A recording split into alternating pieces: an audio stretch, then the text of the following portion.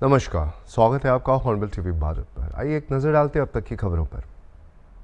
कटघोरा के दुर्गा मंदिर के पास एक महिला की खून से सनी लाश मिलने से इलाके में हड़कंप मच गया था। पुलिस ने जांच शुरू कर दी है और बताया कि मृतका एतमा नगर डुमरमुड़ा की रहने वाली थी, जो कटघोरा में मजदूरी कर रही थी। पुलिस के मुताबिक रात में किसी ने महिला के सिर पर वार कर उसकी हत्या की। शव को पोस्टमार्टम के लिए भेजा गया है और मामले की गहन जांच अभी की जा रही है। सीसीटीवी फुटेज और डॉग स्क्वाड की मदद से आरोपी की तलाश की जा रही है। दुर्गा मंदिर के सामने का मामला, एक महिला है लता नेताम करके, जो किराए के मकान में रहती थी और वहीं रहकर मकान निर्माण यहाँ पर अपना वो काम करती थी। तो कल शाम रात की घटना है, इनकी हत्या कर दी गई है और हत्या करने के बाद पुलिस की टीम वहाँ पहुँची और डॉग और एफएसएल की टीम भी थी, जिनकी मदद से जो भौतिक साक्ष्य एकत्रित करना था किया गया और फिर आगे जांच पर वैधानिक कार्रवाई की जा रही है। महिला कहाँ की निवासी थी? महिला प्राथमिक तौर पर जो जानकारी आई है, इनका जो विवाह है बांगो में एक व्यक्ति के साथ हुआ। मध्य प्रदेश में भाजपा सरकार के खिलाफ लगातार विरोध प्रदर्शन जारी है। आज विधानसभा के अंतिम दिन रतलाम जिले के विधायक कमलेश्वर डोडिया ने 4 महीने पहले हुई एक घटना और डॉक्टर के निलंबन के खिलाफ आमरण अनशन शुरू कर दिया है। हमारी मीडिया टीम ने उनसे बात की। जानिए कमलेश्वर डोडिया का क्या कहना है। आज हमारे साथ कमलेश्वर डोडिया मौजूद है और आमरण अनशन पर बैठे हैं और इनकी क्या समस्या है, आइए हम आपको सुनाते हैं। जी, आप आमरण अनशन पर क्यों बैठे? देखिए, मेरे साथ रतलाम में एक डॉक्टर ने दुर्व्यवहार किया था, गालियां दी थी, उसको लेकर के और मैं लगातार उसके खिलाफ निलंबन की मांग कर रहा हूँ। मेरे समाज के लोगों ने भी रतलाम के अंदर ज्ञापन दिया था बड़ी संख्या में एकत्रित होकर। करीब 4 महीने हो गए हैं, आज तक डॉक्टर का निलंबन नहीं किया। मेरी मांग है कि डॉक्टर को तत्काल निलंबित किया जाए और मैं आमरण अनशन पर बैठा हूं। विवाद जो है, आपका विवाद क्या है एक्चुअली? किस चीज को लेकर विवाद शुरू हुआ? विवाद नहीं हुआ था, मैं अपना इलाज कराने गया था। सर्दी जुकाम कड़ाके की ठंड होती है दिसंबर के महीने में, अपना उपचार कराने गया था। मेरी विधानसभा सैलाना है, सैलाना विधानसभा क्षेत्र के बहुत सारे लोग रतलाम के जिला अस्पताल में एडमिटेड थे। मुझे शिकायतें मिल रही थी कि ना पानी है पीने का अस्पताल में, ना सफाई है, ना मरीजों को रोटी मिल रही है, ना मरीजों का इलाज किया जा रहा है, ना मरीजों के सोने की बेड है। मैं व्यवस्थाएं देखने के लिए और सडन इंस्पेक्शन टाइप था मेरा वहां जाना और उपचार भी कराने गया था मैं, जिला अस्पताल है। तो उस दौरान वहां जाने के जस्ट बाद ही वहीं पे डॉक्टर ने मेरे साथ में बदतमीजी की, दुर्व्यवहार किया, गालियां दी। कुछ दिन पहले इसी मुद्दे को लेकर एक बार पहले भी आप विधानसभा में बैठे थे और आपके बात को जो सुना गया था, समझा गया था और आश्वासन मिला था। अभी तक कोई कार्रवाई नहीं करी। सदन के अंदर ही मैंने शून्यकाल में अपनी बात रखी, डॉक्टर को निलंबित किया जाए, लेकिन कोई कार्रवाई नहीं करी। कहीं न कहीं ऐसा नहीं लगता कि इसमें जो है किसी दबाव, प्रेशर है? किसका राजनीति का दबाव? संरक्षण जरूर है, डॉक्टर का राजनीति का संरक्षण जरूर है। किनका दबाव मानते हैं आप? किनका दबाव होना चाहिए? ये पता करना पड़ेगा। मैंने माननीय अध्यक्ष महोदय ने कहा कि मेरा तो रिश्तेदार नहीं, ऐसा कहा था मुझे पिछली बार में, लेकिन किसी न किसी का रिश्तेदार भी जरूर हो सकता है और राजनीति का संरक्षण बहुत तगड़ा है। तो मेरा कानून पर भरोसा है, देश में कानून का राज है और इसलिए मैं बैठा हूँ कि सरकार तत्काल उसका निलंबन करेगा।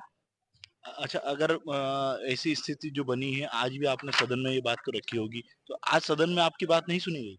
आज मेरी बात सुनी नहीं गई, मुझे अपने बोलने नहीं दिया गया। मैंने प्रश्न भी लगाया था विधानसभा के अंदर में, अभी तक क्या एक्शन हुआ, क्यों निलंबित नहीं किया? निलंबित नहीं करने वाला जो दोषी अधिकारी वो कौन है, उस पर क्या एक्शन होगा? माननीय मंत्री जी ने गोल मटोल जवाब दे दिया। एफआईआर हुई, अनुसंधान जारी, ऐसा कह दिया। 4 महीने बीत चुके हैं, अबाउट 4 मंथ्स।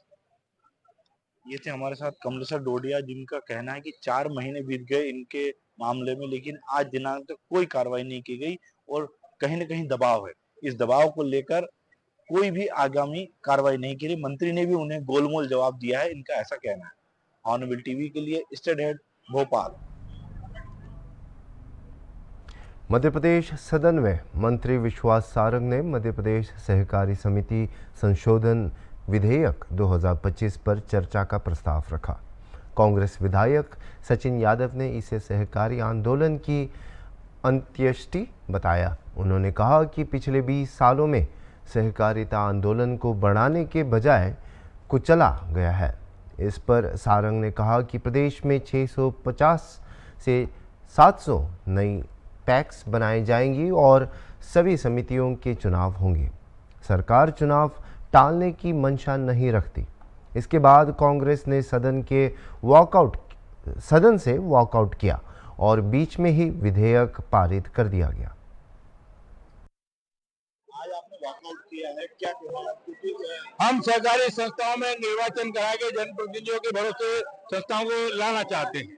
कोऑपरेटिव की मूल मंशा ये है कि जनता के प्रतिनिधि उसमें होना चाहिए, लेकिन ये सरकार पिछले 20 साल से लगातार जब से आई है निर्वाचन से भाग रही है और निर्वाचन के बजाय अधिकारियों के भरोसे पूरी संस्थाओं को दे दिया गया। सदन में भी आपने उठाया, सदन में उठाया, इसीलिए तो हम आए। ये जो संशोधन ला रहे हैं ये जनता की भावनाओं के खिलाफ है, सहकारी आंदोलन की भावनाओं के खिलाफ है।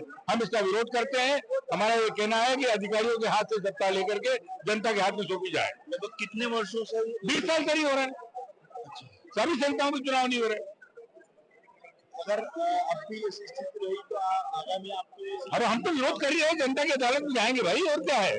हमारा जो काम है हम कर रहे हैं, जनता ने जो हमें आदेश दिया है। अच्छा, न्यायालय की बात अगर करें तो न्यायालय ने कहा चुनाव कराइए, इनने न्यायालय की बात की अवमानना कर दी। आज हाईकोर्ट में चल रहा है, उनके खिलाफ पिटीशन चल रही है, ये हाईकोर्ट का आदेश मान। सैनिक स्कूल घोड़ाखाल के 60 साल पूरे होने पर उसके पूर्व छात्रों ने विभिन्न जिलों में कार्यक्रम आयोजित करने का निर्णय लिया, जिसमें लखनऊ भी शामिल है। इसका उद्देश्य पूर्व छात्रों के बीच भाईचारे को बढ़ावा देने और समाज सेवा के जरिए समुदाय को योगदान देने का है। लखनऊ में हुए पहले कार्यक्रम में पूर्व छात्रों की बैठक के साथ रक्तदान शिविर भी आयोजित किया गया। इस अवसर पर ओल्ड बॉयज स्कूल एसोसिएशन के महासचिव विनोद सिंह ने बताया कि 30 लोगों ने रक्तदान किया, जो इस आयोजन का महत्वपूर्ण हिस्सा थे।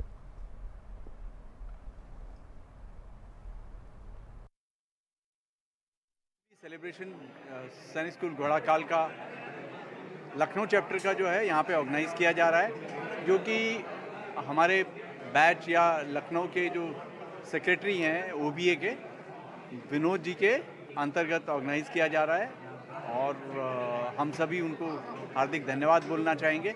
आज की एक्टिविटी में हम यहाँ पर मेजर जो ऑर्गेनाइज किया गया वो एक ब्लड डोनेशन कैंप है, प्लस एक गेट टुगेदर किया गया ताकि लखनऊ में जितने भी घोड़ाखाल के पुराने स्टूडेंट्स हैं जैसे ओल्ड बॉयज स्टेशन के, वो आकर इकट्ठा हुए, इंटरेक्शन हुआ और साथ ही साथ आज की लखनऊ चैप्टर की ये शुरुआत हुई है। ये पूरा इस साल की एक्टिविटीज़ चलती रहेंगी और नेक्स्ट ईयर जा कर के ये कल्मिनेट होगा एक एनुअल प्रोग्राम में अगले साल। Thank you. जी जी, ये हर साल होता है सर, हर साल 21 मार्च को हमारा स्कूल का रेजिंग डे है, तो हर साल मनाया जाता है हर एक चैप्टर के अनुसार। पिछले 3 साल से मैं भी लखनऊ में हूँ तो मैं इसको ज्वाइन करते रहा हूँ। इससे पहले मैं जैसे कलकत्ता था तो कलकत्ता में भी मैं जैसे यहाँ पे ये ऑर्गेनाइज़ कर रहे हैं उसकी जगह मैं करता था, क्योंकि मैं उस टाइम में सर्विस में था आर्मी में, तो मैं कलकत्ता चैप्टर को ऑर्गेनाइज़ करता था। वहाँ पर एक डॉक्टर धर हैं जो फर्स्ट बैच से हैं, जो आज के कलकत्ता के या कहना चाहिए वेस्ट बंगाल के चीफ सेक्रेटरी हैं मनोज पंत जी, वो हमारे से 2 बैच सीनियर हैं और वो आज की ममता जी के सरकार में हमारे स्कूल से हैं, वो चीफ सेक्रेटरी हैं, चीफ सेक्रेटरी। डोनेशन कैंप भी करते हैं कि और भी एक्टिविटीज? इस साल के लिए ये स्पेशल इवेंट में आ रहा है। ब्लड डोनेशन जो है स्पेशल एक्टिविटी है, अदरवाइज गेट टुगेदर हर साल होता है, हर साल होता है और हर चैप्टर का होता है अलग अलग जगह पे। अगर आप देखेंगे जैसे अभी बलिया में, कानपुर में, इलाहाबाद में और हल्द्वानी में, देहरादून में, इस प्रकार के हर जगह ये चैप्टर ऑर्गेनाइज हो रहा है और ये एक्टिविटी फिर जाके कल्मिनेट होगी अपना डायमंड जुबली सेलिब्रेशन में नेक्स्ट ईयर के जो हमारा एनुअल रेजिंग डे है, तो वहाँ पे जाके कल्मिनेशन हो जाएगा। कार्यक्रम में क्या कर रहे हैं आप? ये कार्यक्रम हमारी स्कूलिंग जहाँ से हुई है वो है सैनिक स्कूल घोड़ाखाल। मैं उस विश्वविद्यालय के ओल्ड बॉयज एसोसिएशन का जनरल सेक्रेटरी हूँ और इस स्कूल के 60 वर्ष पूरे होने के उपलक्ष्य में हमने ये रणनीति बनाई थी कि हर चैप्टर पे, हर लोकेशन पे एक सोशल एक्टिविटी हम लोग करेंगे, जिसकी शुरुआत आज इस रक्तदान शिविर द्वारा लखनऊ से की गई है। जिसमें मेदांता हॉस्पिटल ने हमारा सहयोग किया है और करीब करीब 30 लोगों ने यहाँ पे आके रक्तदान किया है, जिसमें से बहुत हमारे एलुमनाई हैं जो कि हमारे स्कूल से पढ़े हुए हैं और कुछ उसके सहयोगी मित्र भी आज लोगों ने यहाँ पे रक्तदान किया है। अभी आप कहाँ, इसके बाद कहाँ आयोजन करेंगे और किन किन शहरों में प्लान किया है? देखिए, हमारा जो एलुमनाई के एसोसिएशन का जो चैप्टर है वो लखनऊ है, दिल्ली है, आगरा है, बेंगलोर है, इवन हम वर्ल्ड यूके में भी है, हमारा कनाडा में भी है, ऑस्ट्रेलिया में भी है। तो हर महीने हर चैप्टर एक अलग सोशल एक्टिविटी करेगा। कोई ज़रूरी नहीं है कि हम लोग रक्तदान करें, हम एनवायरनमेंट क्लीननेस के बारे में ड्राइव करेंगे। तो हर एक सोशल एक्टिविटी हर चैप्टर हर महीने करेगा। बीजेपी राष्ट्रीय अध्यक्ष जेपी नड्डा ने सोमवार को कर्नाटका और तेलंगाना की आरक्षण नीतियों की कड़ी आलोचना की। उन्होंने कहा कि ये नीतियां सरदार पटेल और डॉक्टर BR अम्बेडकर द्वारा निर्धारित सिद्धांतों का उल्लंघन करती हैं। कर्नाटका में अल्पसंख्यकों को 4% आरक्षण देने के प्रस्ताव और तेलंगाना में मुसलमानों को आरक्षण देने के निर्णय पर नड्डा ने चिंता व्यक्त की, जिससे पहले में से लाभान्वित अनुसूचित जाति, जनजाति और अन्य पिछड़े वर्गों के अधिकारों का उल्लंघन हो रहा है। बात रिकॉर्ड पे जा रही।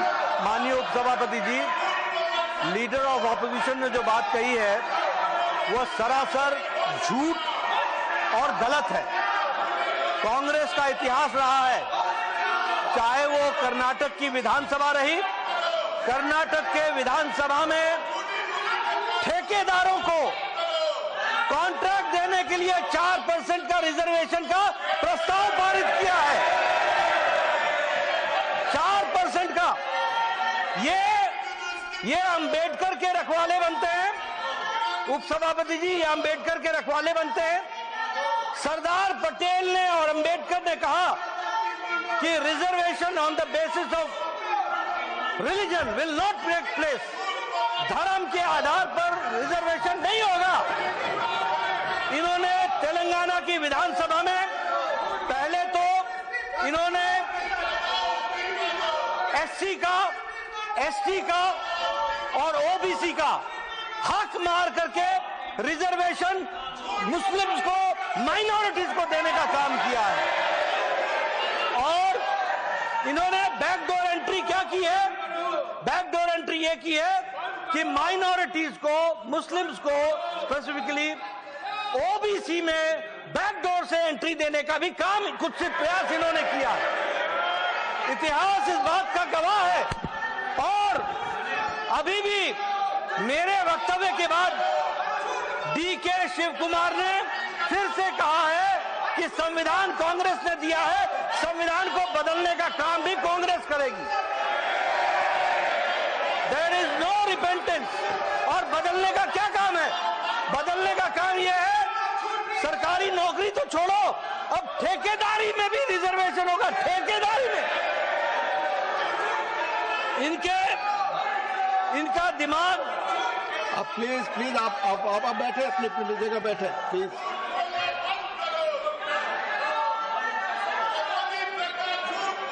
और मैं ये भी कहना चाहूंगा कि कांग्रेस सत्ता से बाहर रहकर इतनी छटपटा गई है, इतनी बौखला गई है कि ये अपना विवेक भी खो बैठे हैं। और इसलिए मैं ये कहूंगा कि कांग्रेस पार्टी इसके लिए जिम्मेवार है। यही मैं कहना चाहता हूं। Thank you. Now will move please. मैं आग्रह। शिवसेना नेताओं ने महाराष्ट्र के उप मुख्यमंत्री एकनाथ शिंदे पर कॉमेडियन कुणाल कामरा के बयान पर कड़ी प्रतिक्रिया व्यक्त की। शिवसेना के विधायक मुरजी पटेल ने MIDC पुलिस स्टेशन में कामरा के खिलाफ FIR दर्ज कराई। नरेश महास्के ने कहा कि कुणाल कामरा एक ठेके पर काम करने वाला कॉमेडियन है और पैसे के लिए हमारे नेता पर टिप्पणी कर रहा है। उन्होंने चेतावनी दी कि शिवसेना उसे उसकी जगह दिखाएंगे और त्वरित कार्रवाई की मांग की। भाडोत्री कॉमेडियन कुछ पैसे के लिए हमारे ऊपर टीका टिप्पणी कर रहे हैं, हमारे नेता के ऊपर टीका टिप्पणी कर रहे हैं। कुणाल कामरा, अब तुम महाराष्ट्र नहीं, हिंदुस्तान में भी अभी घूम नहीं सकते।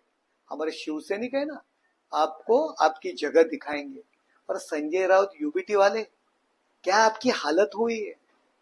अरे हमें बुरा लग रहा है, हमारे नेता के ऊपर टीका टिप्पणी करने के लिए आपके पास कार्यकर्ता भी नहीं बचे। क्या हालत है आपकी? इसीलिए ऐसे भाड़ुत्री लोग इस्तेमाल करने लगे हैं। थू आपके ऊपर। संजय राउत, अगर आप में हिम्मत है ना तो आप हमारे ऊपर टीका टिप्पणी कर। ये क्या भाड़ुत्री लोग आप हमारे ऊपर टीका टिप्पणी करने के लिए पैसा देके आप इस्तेमाल कर रहे हैं। कुणाल कामरा, आपने शिवसैनिकों को नाद में लगने की कोशिश की है। हम हिंदू हृदय सम्राट शिवसेना प्रमुख माननीय बाळासाहेब ठाकरे जी के शिवसैनिक है। आपको महाराष्ट्र ने पूरे हिंदुस्तान में भी हम घूमने नहीं देंगे। किस प्रकार से जो है करारा जवाब कुणाल कामरा देखो, करारा जवाब मिलेगा कुणाल कामरा को। कुणाल कामरा भूल जाएगा, माफी मांगेगा हमारे पास। हमने माफी मांगेगा कि मैंने गलती की है। कुणाल कामरा एक व्यक्ति ने हम सबके नेता महाराष्ट्र के उप मुख्यमंत्री माननीय एकनाथराव शिंदे जी के खिलाफ नीचे के स्तर पर जाके जो टिप्पणी की है, उसके खिलाफ हम सब ने आज एमआईडीसी पुलिस स्टेशन में आए और इसके खिलाफ एफआईआर दर्ज की है और पुलिस से मांग की है कि इसके ऊपर जल्द से जल्द कार्यवाही करे। और मैं आपके माध्यम से उसको मैसेज देना चाहता हूं कि आने वाले 2 दिन में हमारे नेता की माफी मांगे। अगर उसने माफी नहीं मांगी तो मुंबई के शिवसैनिक उसको रास्ते में घूमने नहीं देंगे और जहां भी दिखेगा उसके मुंह पे काला पोतने की कोशिश हमारे शिवसैनिक करेंगे। एफआईआर कराने के बाद पुलिस से क्या कुछ मांग की है? पुलिस से मैं डीसीपी साहब है, सीनियर साहब है, एसपी साहब, सबसे एक ही रिक्वेस्ट किया कि इसके ऊपर जल्द से जल्द कार्रवाई हो।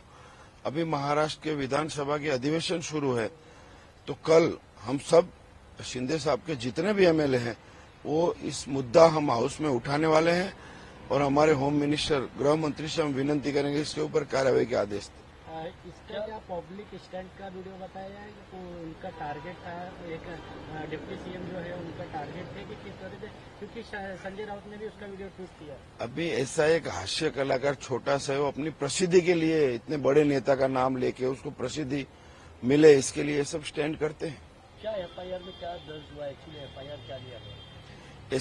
एफआईआर ये लिया गया है कि शिंदे साहब के खिलाफ जो उन्होंने वर्ड यूज किया है नीचे के स्तर पे जाके, वो सारी जानकारी एफआईआर में हम पुलिस को बताई है, उसी के आधार पे उन्होंने एफआईआर लिया है। क्या उन्होंने कहा है कुछ अरेस्ट करने के लिए, ऐसा कोई बात सामने आई? अभी पुलिस ने बोला है हम हमारी कार्रवाई करेंगे और मुझे विश्वास है एमआईडीसी पुलिस के ऊपर कि वो कार्रवाई करेगी।